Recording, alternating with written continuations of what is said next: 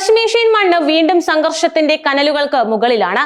ഇസ്രായേലും ഇറാനും തമ്മിലുള്ള ദശാബ്ദങ്ങൾ നീണ്ട ശീതയുദ്ധം ഇപ്പോൾ ഒരു നേരിട്ടുള്ള ഏറ്റുമുട്ടലിന്റെ വക്കിൽ എത്തി നിൽക്കുകയാണ്.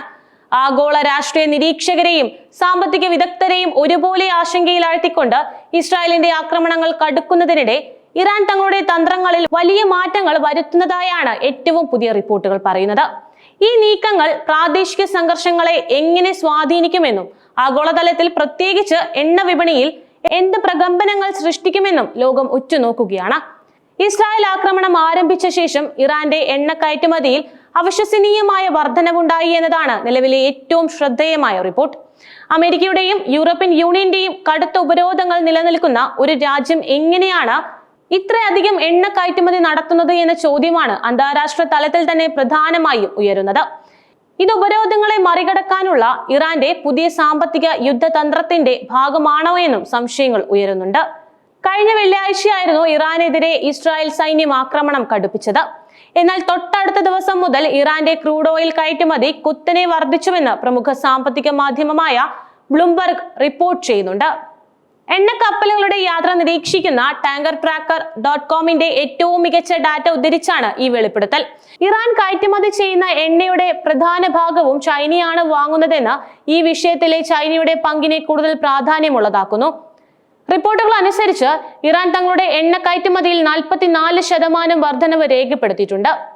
യുദ്ധ സാഹചര്യത്തിൽ രാജ്യത്തിന് പരമാവധി വിദേശ നാണയം കണ്ടെത്തുകയും സാമ്പത്തിക സ്ഥിതി ഭദ്രമാക്കുകയുമാണ് ഈ നീക്കത്തിന് പിന്നിലെ പ്രധാന ലക്ഷ്യമെന്ന് വിലയിരുത്തപ്പെടുന്നു. കഴിഞ്ഞ ഏതാനും ദിവസങ്ങളായി ഇറാൻ ഓരോ ദിനവും ശരാശരി 23.3 ലക്ഷം ബാരൽ ക്രൂഡ് ഓയിൽ കയറ്റുമതി ചെയ്യുന്നുണ്ട്. കഴിഞ്ഞ ഒരു വർഷത്തെ എണ്ണ കയറ്റുമതി കണക്കുകൾ താരതമ്യം ചെയ്ത ശേഷമാണ് ജൂൺ 13 ശേഷം ഈ 44% വർധനവുണ്ടായതെന്ന് tankertracker.com വ്യക്തമാക്കുന്നു. ഇസ്രായേൽ ആക്രമണം ആരംഭിച്ച വേളയിൽ ആഗോള ക്രൂഡ് ഓയിൽ വില കുത്തനെ ഉയർന്നിരുന്നു. ഒരു യുദ്ധ സാധ്യത നിലനിൽക്കുന്ന സാഹചര്യത്തിൽ സാധാരണയായി സംഭവിക്കുന്നത് തന്നെയാണിത്. എന്നാൽ പിന്നീട് ഈ വർധനവിന്റെ തോത് കുറയുന്ന പ്രവണതയാണ് കണ്ടത്. ഇറാന്റെ വർദ്ധിച്ച ക്രൂഡ് ഓയിൽ കയറ്റുമതിയാണ് ഇതിനൊരു പ്രധാന കാരണമായി ചൂണ്ടിക്കാട്ടുന്നത്.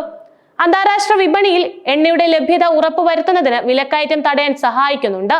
ഇറാൻ കയറ്റുമതി ചെയ്യുന്ന എണ്ണയുടെ പകുതി വിലയിലധികം ചൈനയിലേക്കാണ് പോകുന്നത്. ഇറാനിലെ സ്വകാര്യ കമ്പനികളാണ് ഈ എണ്ണ വാങ്ങിക്കൂട്ടുന്നതും. പകരം ചൈനയുടെ ഭക്ഷ്യവസ്തുക്കളും മറ്റ് ആവശ്യ വസ്തുക്കളും ഇറാനിലേക്ക് നൽകുന്ന ഒരുതരം ബാർട്ടർ സിസ്റ്റം ഇവിടെ നിലനിൽക്കുന്നുണ്ടെന്ന് റിപ്പോർട്ടുകൾ പറയുന്നുണ്ട്.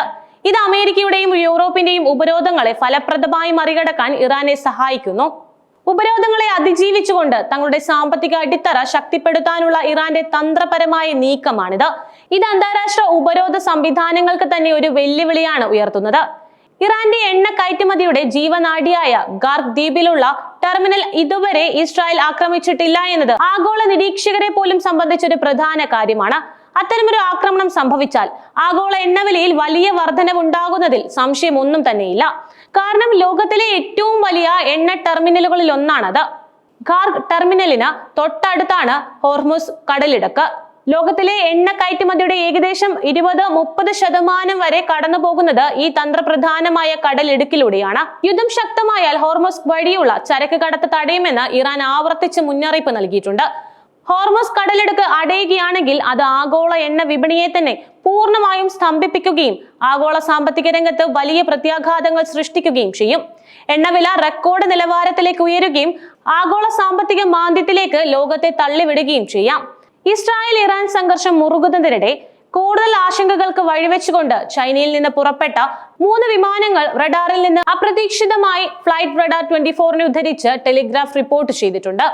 ഈ വിമാനങ്ങളിൽ ചൈനയിൽ നിന്നുള്ള ആയുധങ്ങളായിരുന്നുവെന്ന് സ്ഥിരീകരിക്കാത്ത പ്രചാരണങ്ങൾ സമൂഹ മാധ്യമങ്ങളിലും മറ്റും ശക്തമാണ്. ഇറാനുമായി അടുപ്പം സൃഷ്ടിക്കുന്ന രാജ്യമാണ് ചൈന. റഷ്യ യുക്രൈൻ യുദ്ധത്തിൽ റഷ്യക്ക് ചൈനയുടെ പിന്തുണ ലഭിച്ചതുപോലെ ഇറാനും ചൈനയുടെ രഹസ്യ സഹായം ലഭിക്കുമെന്ന അഭിപ്രായങ്ങൾ അന്താരാഷ്ട്ര തലത്തിൽ തന്നെ ശക്തമാണ്. ഇതിനിടയിലാണ് വിമാനങ്ങൾ സംബന്ധിച്ച ഈ ദുരൂഹമായ വാർത്തകളും പുറത്തുവരുന്നത്. പടിഞ്ഞാറൻ ഭാഗത്തേക്ക് പറന്നുയർന്ന ഈ വിമാനങ്ങൾ വടക്കൻ ചൈനയിലൂടെ കസാഖിസ്ഥാൻ, തുർക്കിമെനിസ്ഥാൻ എന്നീ മധ്യേഷ്യൻ രാജ്യങ്ങൾ കടന്ന ശേഷം ഇറാൻ അതിർത്തിയിൽ വെച്ച് റഡാറിൽ നിന്ന് അപ്രത്യക്ഷമായി എന്നാണ് ലഭ്യമായ വിവരം. ഈ വിമാനങ്ങളുടെ തിരോധാനം സംബന്ധിച്ചുള്ള ഔദ്യോഗിക സ്ഥിരീകരണങ്ങൾ ഒന്നും തന്നെ ഇതുവരെ വന്നിട്ടില്ലെങ്കിലും ഇത് പശ്ചിമേഷ്യയിലെ നിലവിലെ സംഘർഷ സാഹചര്യം കൂടുതൽ സങ്കീർണമാക്കുക തന്നെയാണ് ചെയ്യുന്നത്. ചൈനയും ഇറാനും തമ്മിലുള്ള സാമ്പത്തികവും തന്ത്രപരവുമായ ബന്ധം ഈ വിഷയത്തിൽ നിർണായകവുമാണ്. ചൈനയുടെ പ്രത്യക്ഷമോ പരോക്ഷമോ ആയ ഇടപെടൽ യുദ്ധത്തിന്റെ ഗതിയെയും ആഗോള രാഷ്ട്രീയ സമവാക്യങ്ങളെയും സ്വാധീനിച്ചേക്കാം. ഇറാൻ എണ്ണ കയറ്റുമതി വർദ്ധിപ്പിച്ച് സാമ്പത്തികമായി ശക്തിപ്പെടുന്നതും ചൈനയുമായുള്ള രഹസ്യ ഇടപാടുകളെ കുറിച്ചുമുള്ള അഭ്യൂഹങ്ങളും ഇസ്രായേലിന് കൂടുതൽ വെല്ലുവിളി തന്നെയാണ് ഉയർത്തുക. ഇറാനെ അന്താരാഷ്ട്ര തലത്തിൽ ഒറ്റപ്പെടുത്താനുള്ള അമേരിക്കയുടെയും സഖ്യകക്ഷികളുടെയും ശ്രമങ്ങൾക്കിടയിലും ഇറാൻ സ്വന്തമായി തന്ത്രങ്ങൾ മെനയുകയും സാമ്പത്തികമായും സൈനികമായും അതിജീവിക്കാൻ ശ്രമിക്കുകയും ചെയ്യുന്നു എന്നതിന്റെ വ്യക്തമായ സൂചനകളാണ് ഇവയെല്ലാം തന്നെ. ഇറാന്റെ ആണവ പദ്ധതികൾ, ബാലിസ്റ്റിക് മിസൈൽ ശേഷി, പ്രാദേശികമായി ഹമാസ്, ഹിസ്ബുള്ള തുടങ്ങിയ ഗ്രൂപ്പുകൾക്ക് നൽകുന്ന പിന്തുണ എന്നിവയെല്ലാം തന്നെ ഇസ്രായേലിനും അമേരിക്കയ്ക്കും വലിയ തലവേദനയാണ് സൃഷ്ടിക്കുന്നത്. ഈ സംഘർഷം ഒരു തുറന്ന യുദ്ധത്തിലേക്ക് നീങ്ങുകയാണെങ്കിൽ അതിന്റെ പ്രത്യാഘാതങ്ങൾ പശ്ചിമേഷ്യയിൽ ഒതുങ്ങില്ല. ആഗോള എണ്ണ വിപണി, ചരക്ക് ഗതാഗതം, അന്താരാഷ്ട്ര സാമ്പത്തിക സ്ഥിതി എന്നിവയിലെല്ലാം തന്നെ ഇത് വലിയ പ്രകമ്പനങ്ങൾ സൃഷ്ടിക്കും. ഒപ്പം മറ്റ് രാജ്യങ്ങളും ഈ സംഘർഷത്തിലേക്ക് വലിച്ചിഴക്കപ്പെടാനുള്ള സാധ്യതയുമുണ്ട്. സിറിയ, ലബനൻ, യമൻ തുടങ്ങിയ രാജ്യങ്ങളിൽ നിലവിലുള്ള സംഘർഷങ്ങൾ കൂടുതൽ രൂക്ഷമാകാനും സാധ്യതയുണ്ട്.